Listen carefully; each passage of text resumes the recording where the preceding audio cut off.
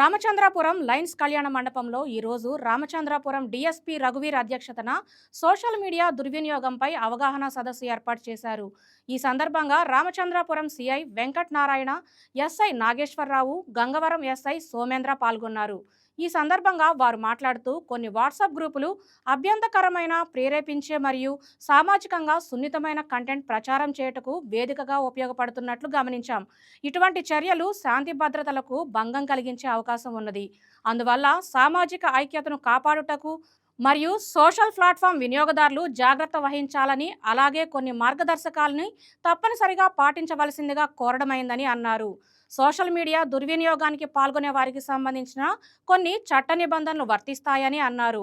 Section 196 వర్గాల మధ్య విద్వేషాన్ని ప్రోత్సహించడం, సెక్షన్ 197 జాతీయ సమగ్రతకు విఘాతం కలిగించే చర్యలు, సెక్షన్ 299 మతభావాలను దెబ్బతీయాలనే ఉద్దేశంతో చేసిన చర్యలు, సెక్షన్ 353 ప్రజాశాంతిని భంగం చేసే ప్రకటనలు, సెక్షన్ 67 ఎలక్ట్రానిక్ రూపంలో అభ్యంతరకర కంటెంట్ ప్రసారం, సెక్షన్ 69A చట్టవిరుద్ధ సమాచారాన్ని నిర్వహించడం, కులదూషణలు, అవమానాలు, బెదిరింపులు తీవ్రమైన శిక్షార్హ నేరాలు, డిజిటల్ వేదికల ద్వారా ప్రేరేపణ, సహకారం, కుట్ర తదితరుల చర్యలు కూడా క్రిమినల్ బాధ్యత కిందకి వర్తించును.